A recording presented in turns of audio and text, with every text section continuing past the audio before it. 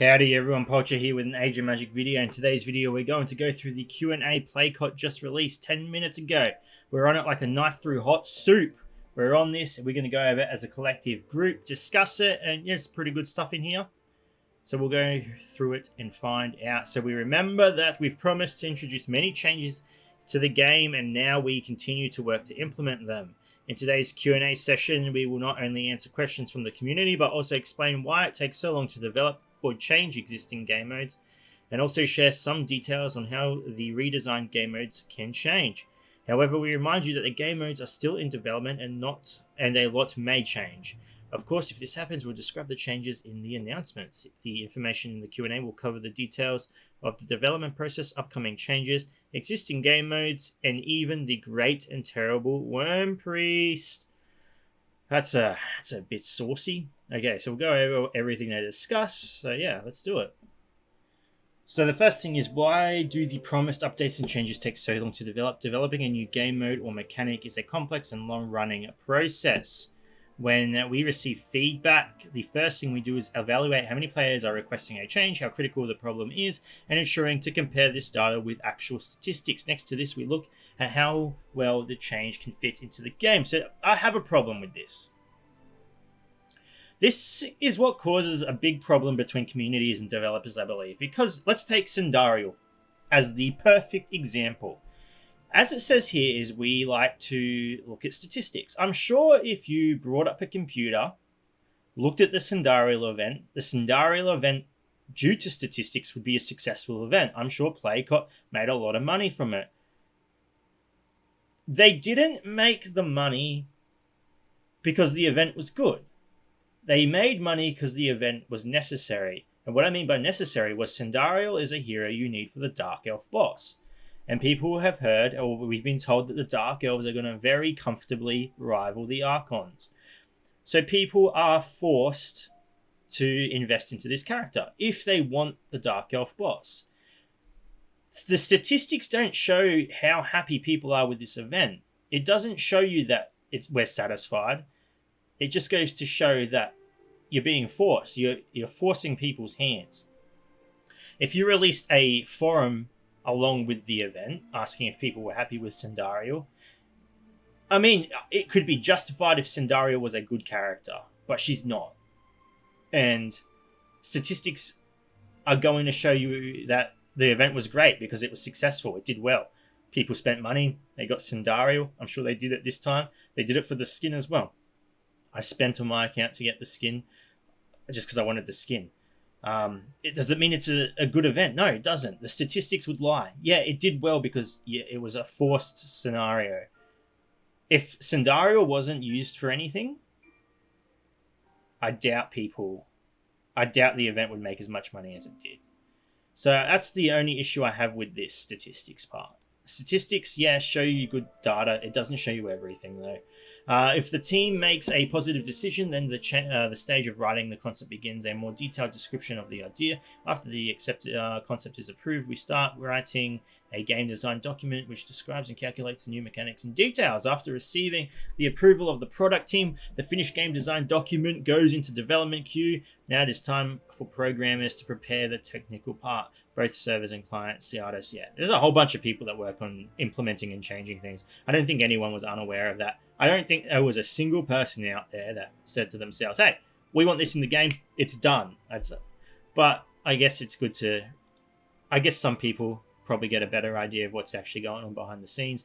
At the same time, it is important to understand that updates are usually planned 1 or 2 ahead. That means 1 or 2 updates ahead. So what's coming in 2 patches is already being worked on, and the team is working on several things in parallel. Any changes must go through all stages of development, from concept to release, as well as internal playtests, after which we may need to return to the stage of changing the game design document, where the feature could be completely changed. This can take up to several months if the change update is large. Given the complexity in developing new modes, we do not say specific dates and to disappoint you. We'll change the order, postpone the release. I feel like, ever since Clan Wars, Playcot are having Vietnam flashbacks of giving people specific dates on when something's going to be released, because, they could say it's coming out next week, and then next week next year, the same time next year, it still is being worked on. So that Vietnam flashbacks. We understand you are eagerly awaiting for the news of the upcoming changes, and therefore we'll be happy to share the details on how the new modes look in the development stage, as well as plans for the rebalance of heroes. Beautiful. At what stage of development are the new acts of the campaign? We are pleased to announce Acts 5, 6. Yeah, that's 6. Act of the Dark Campaign is nearing the final stages of development. The new act will continue the story of Shahrazad. We provide an opportunity to collect shards of a new and rare heroes. So new and rare heroes, high level equipment, and also new incentive to level up dark heroes. The script of the act is already done, as well as the cutscenes. Yeah, cool, whatever. It remains for us to prepare the balance of battles, which we want to make in such a way as to challenge even the higher level players. So yeah, the new Dark Act is going to be difficult. Typical. At the stage of development are the new acts in the Valley of Treasure. I didn't even think of that anyway. As we said earlier, new acts of the Valley of Treasure have been in development for a while. During the development process, we realized that Valley of Treasure could become an even more interesting if we added heroic mode to it. So we decided to do it.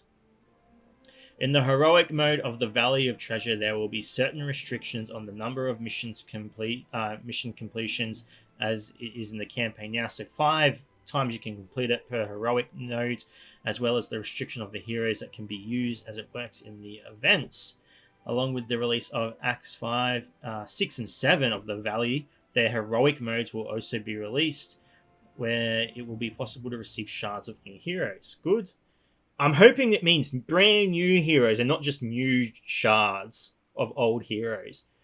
That's not all the good news. The double reward event will also be working in heroic modes of the Valley of Treasure. Yeah, alright, cool. The only thing I'm hoping here is that they don't remove the shards that are already farmable through the normal. Don't do that. It's a bad idea. They've been in there for ages. Just keep the shards that can be farmed normally in the normal mode and add new ones to heroic mode. To be honest, if you're a free-to-play player, this isn't going to affect you at all. You do get an alright amount of VOT energy for VOT. Maybe 10. You can clear a node 10 times. So you just clear a heroic node. Get maybe 1 less hero shard, but better rewards overall. I don't see any negative in this. The only benefit VOT had was for whales, because they could just farm a specific node. And for whales, I don't think it even matters, because if you're whaling that much, you're not buying VOT energy. You're just buying hero chests. So I don't care about any of that. Awesome, we're getting heroic mode. Double rewards will take effect. New VOT chapters. Awesome. What are the details on the Druid rebalance? As we said earlier, we are planning to continue the rebalance of existing heroes in order to diversify the game and give new strengths to existing and beloved heroes. Overall, the rebalancing of Danae and the other heroes was well received. I believe it was. Although a few players spoke up against. Shut up, you guys. The Danae rework was amazing. If you don't agree, I get anyone has the right to their opinion, but why the Danae rework was amazing was because the Danae rework didn't just benefit bloody barbarians. It added a brotherhood to the game. You got to use different characters. Surely you're mainly using barbarians, but the brotherhood added the possibility to use, 10 to 15 heroes in combination? Choose however you want to do it. It's not the fault of the heroes because they're just so old and they don't compare to new heroes. What's the word I want? The versatility?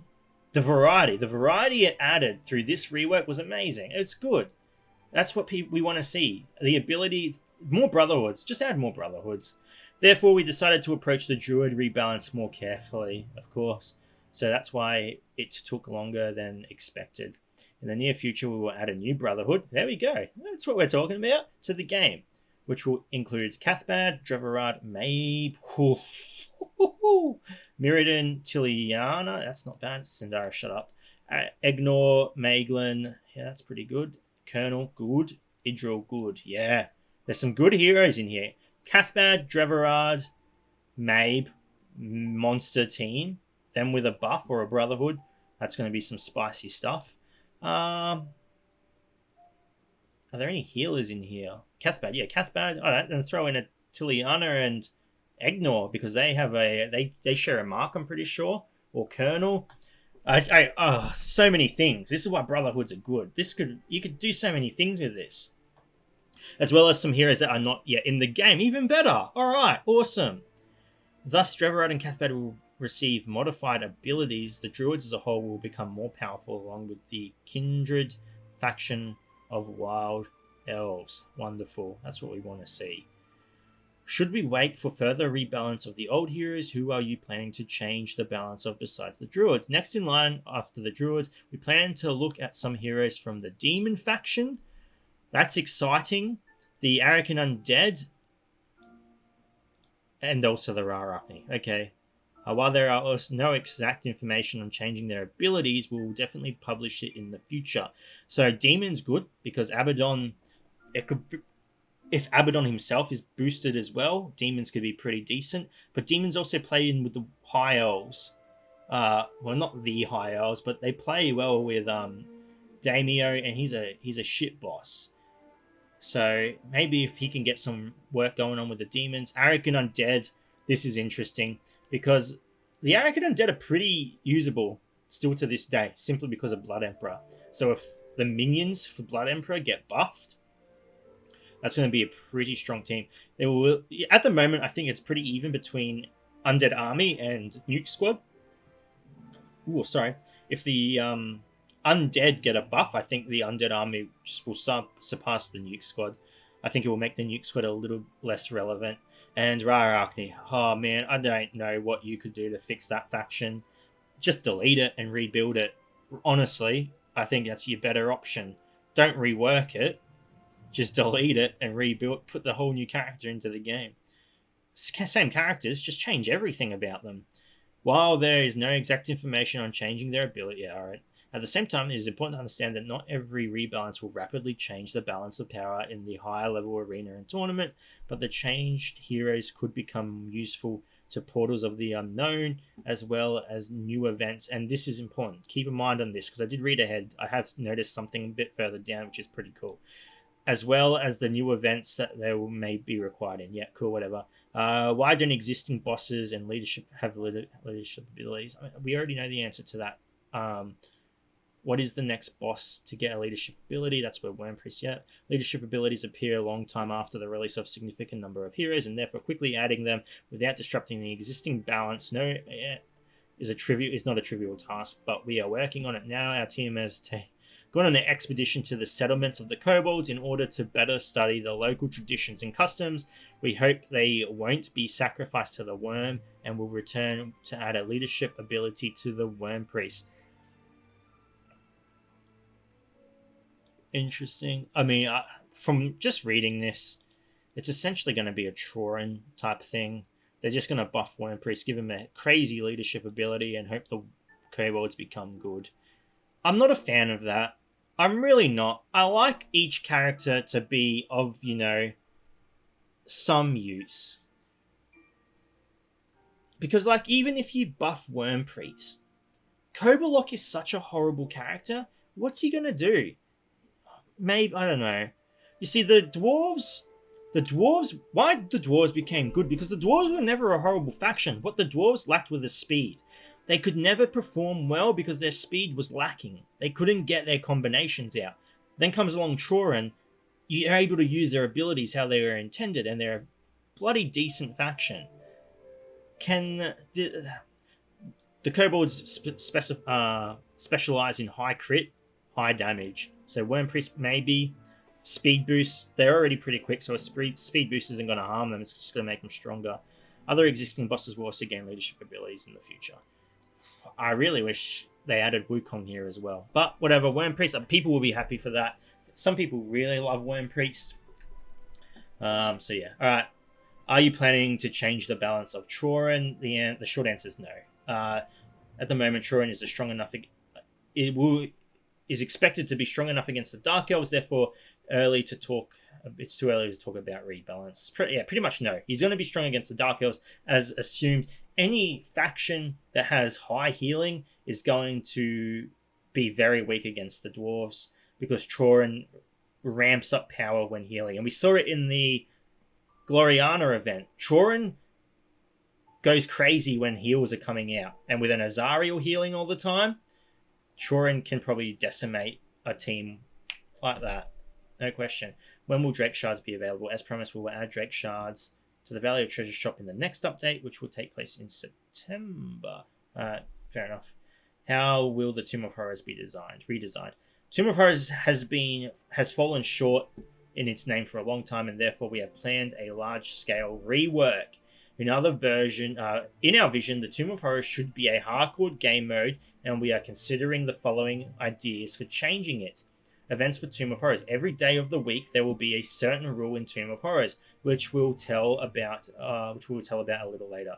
Rating mode. To find out which of the players are the most courageous and have achieved the greatest success in passing. Rating modes to Tomb of Horrors.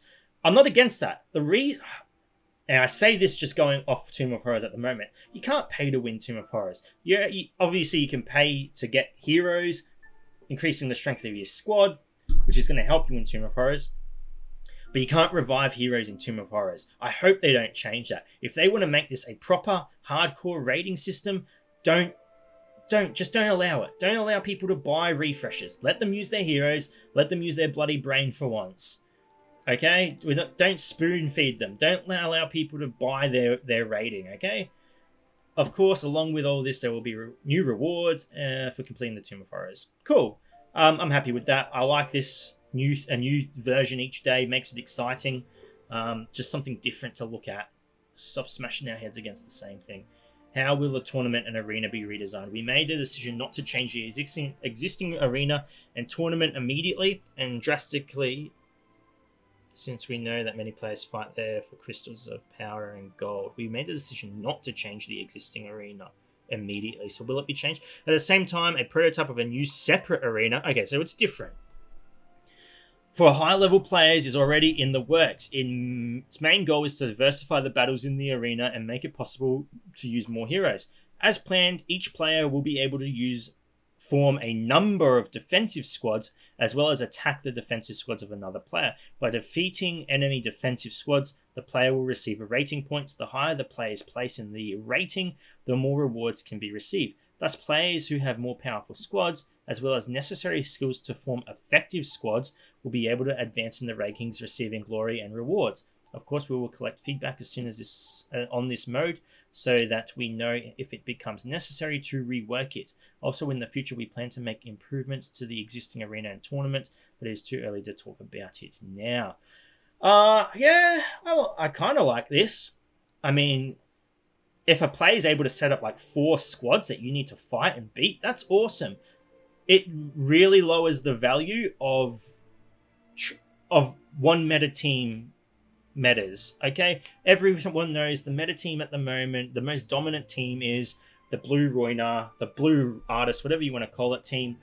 I feel like that team would have less value if a player had to create 4 defensive arena teams and a player had to beat all 4. That's going to make you think.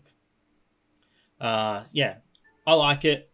There's obviously not a lot of information, but it just sounds like you're going to have to fight several teams of a player, which I'm for. I think players would really enjoy that as well. They've always wanted to fight more than just the same meta team. This is going to allow players to do that. What about the new portals to the unknown? Okay, this is what I said before about pay attention to whatever. I already forgot, so I won't blame it if you guys forgot. In the previous Q&A session, we promised to add a new portal to the unknown. At the moment, we are continuing to work on them and announce their appearance in the game when they approach the final stage of development. So 4 new portals to the unknown of high levels will appear in the game at once. 2 for light heroes and 2 for dark heroes. I do like this. I think this is really cool. 5 and 6 and 7 respectively. So there'll be one light and dark hero for 6, 1 light and dark hero for 7. In parallel with the new portals, we plan to introduce new levels of equipment to make it possible to make heroes stronger further.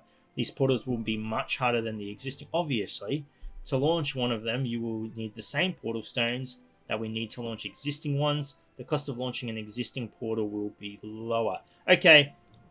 if this is going to be the case, I want either one or two things to happen with this.